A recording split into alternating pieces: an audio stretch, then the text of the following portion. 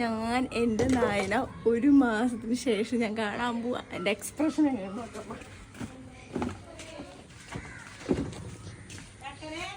എന്താ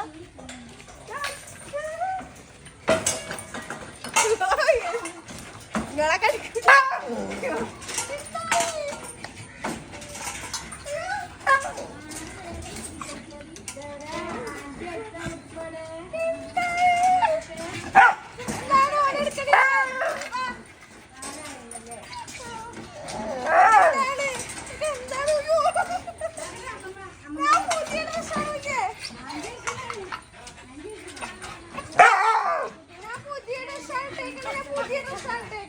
മറ്റുള്ള കണ്ടാ ഉള്ളിന്ന്